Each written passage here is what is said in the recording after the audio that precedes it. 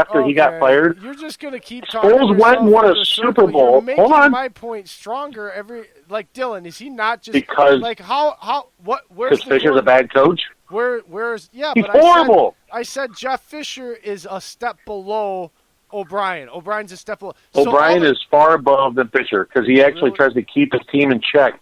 Fisher is horrible. That's why he got fired. Keep his team in check how? He just traded away his second best defensive, his youngest. That's not just O'Brien. Oh no, O'Brien's not the GM, man. There's 3 other personnel there that has to. He basically gets. That's what I'm saying. There's 3 other people. There's 4 people in charge. That's it. O'Brien's not the final say. Oh my God. O'Brien didn't choose that. You basically made your argument and strengthened my argument with all your arguments because where's the QB? Because I said Fisher is a bad coach. Did he not have Hoyer and Keenum and a bunch of other quarterbacks, and Keenum's went on, had success that he didn't have under Bill O'Brien there? And he's essentially ruining and destroying Watson right now, which is exactly what you said Jeff Fisher did with the young talented How did he destroy it? He took him to the playoffs last year. You're the most sacked quarterback in the NFL. Vince Young won Rookie of the freaking Year and went to the playoffs his first year. I mean, Jesus, God dang already. Look, just because the book is already written on Fisher and the final pages haven't been written for Bill O'Brien doesn't mean that I can't assume that the pages are going to be similar to the pages that are already being written. You just said it. Assume.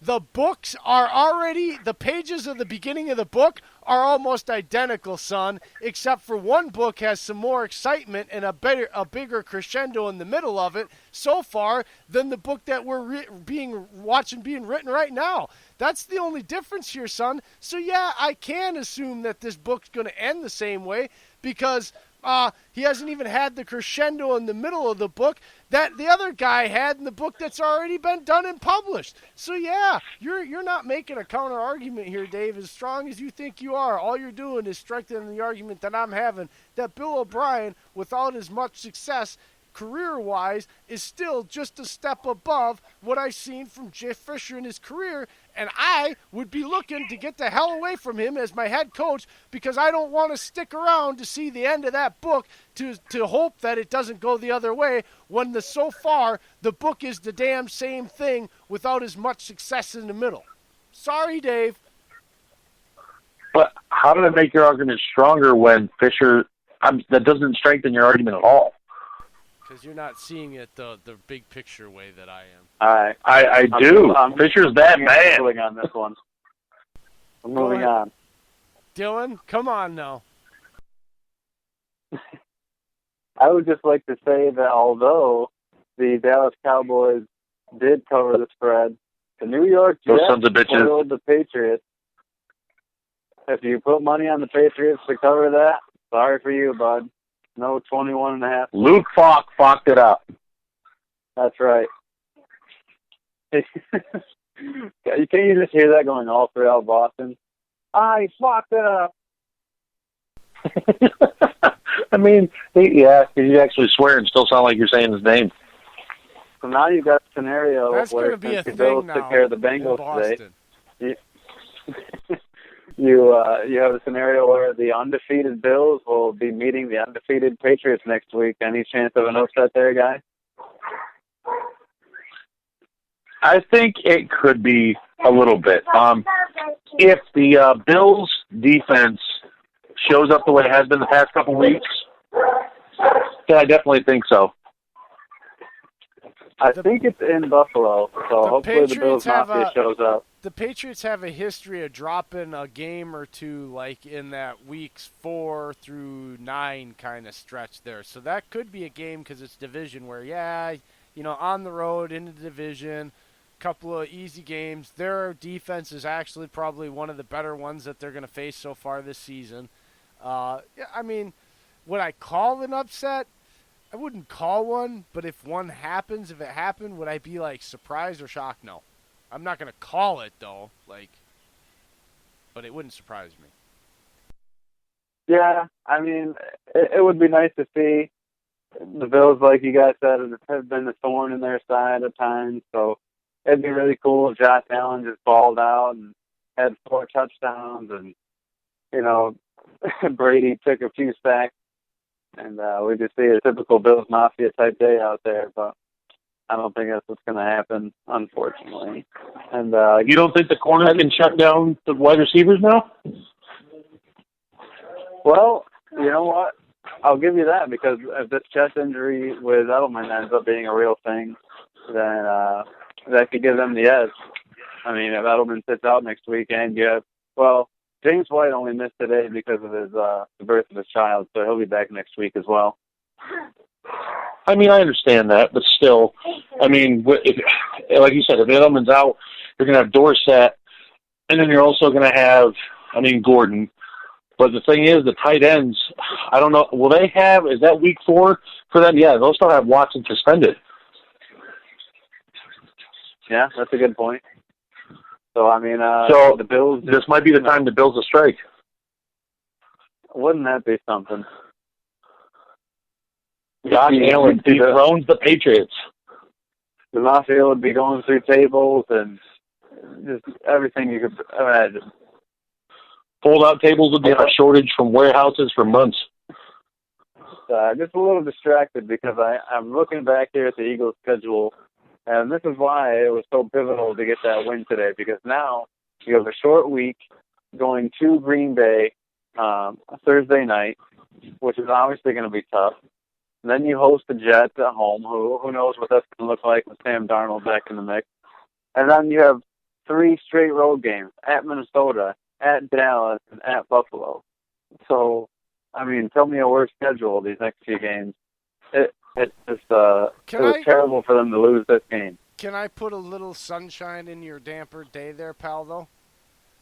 Please do. I think this Thursday night game, and I'm not going to say, because I'm not real sure, there's a lot of factors that are going to go in it. So I'm not going to get into, who's going to win or not, or who's got the edge or any of that. I'm just going to say this, Dylan. Yeah. Despite Save it for Tuesday night.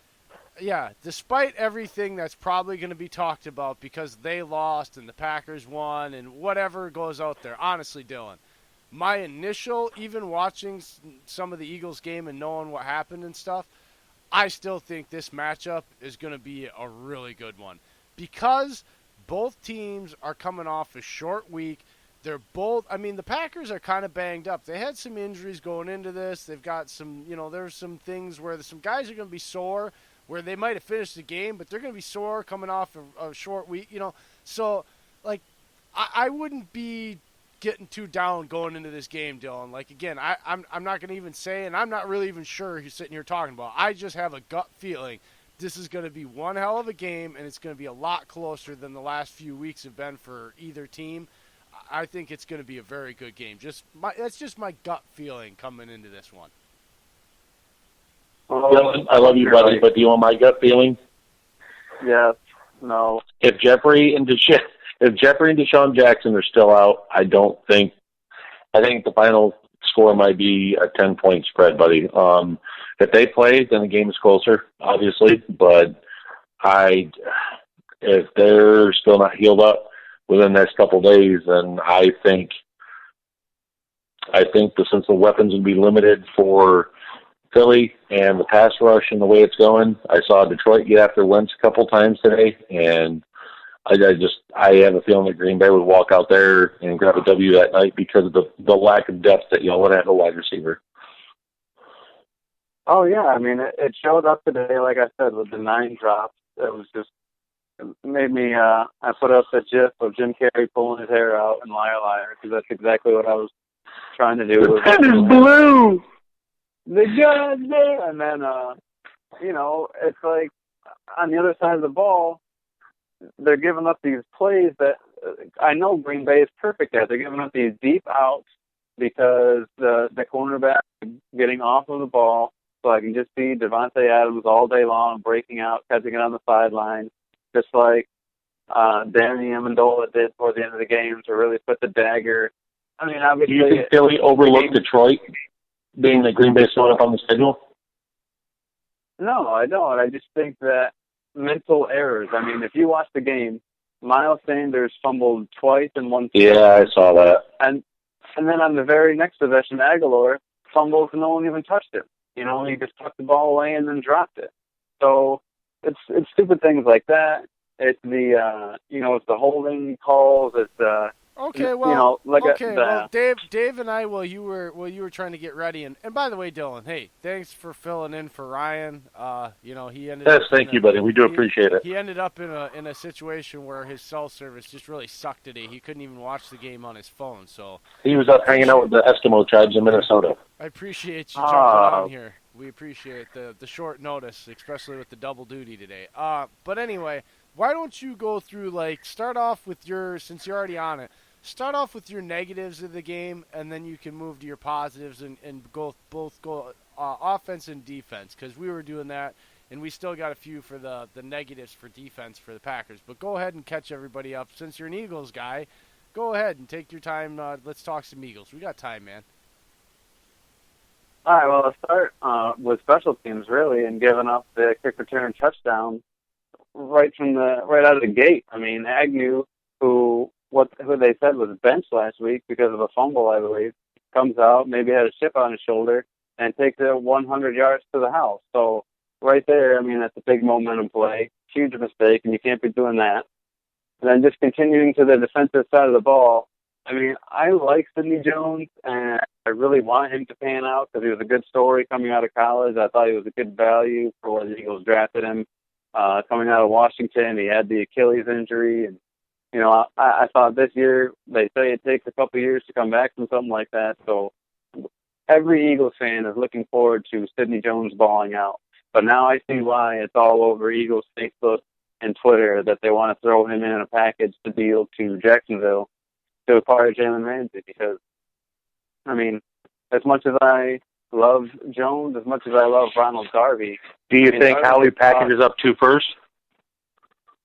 After a day like today, honestly, man, I wouldn't be surprised because, like I said, there was plenty of chances where you had, 3rd and long and just backbreaker plays where the deep breaking outs or, the double moves were just killing Philadelphia.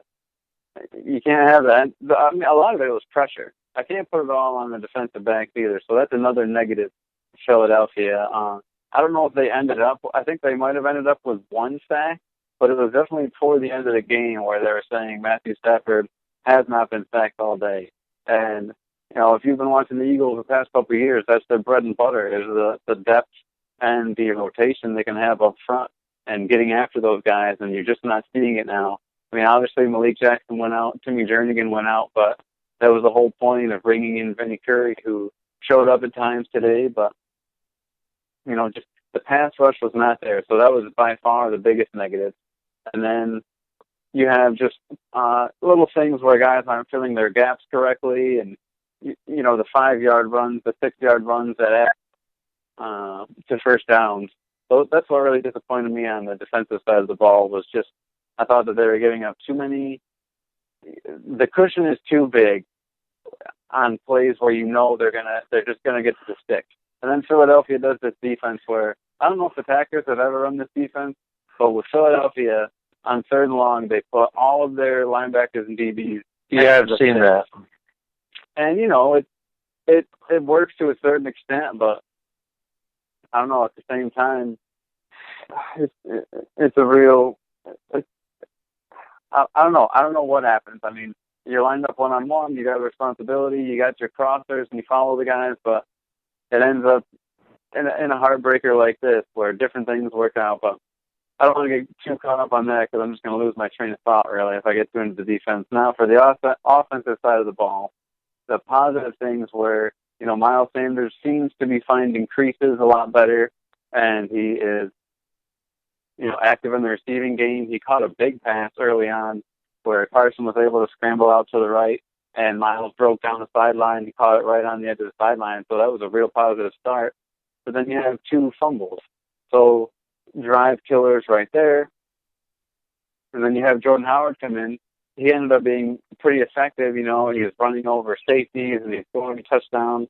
And then just whether it was personnel packaging or what have you, you take them right back off the field and Sanders is back in, which is a good thing because you want the kid to have confidence, but at the same time you want to ride the hot hand. And then other negatives were the drops, those stuck out huge.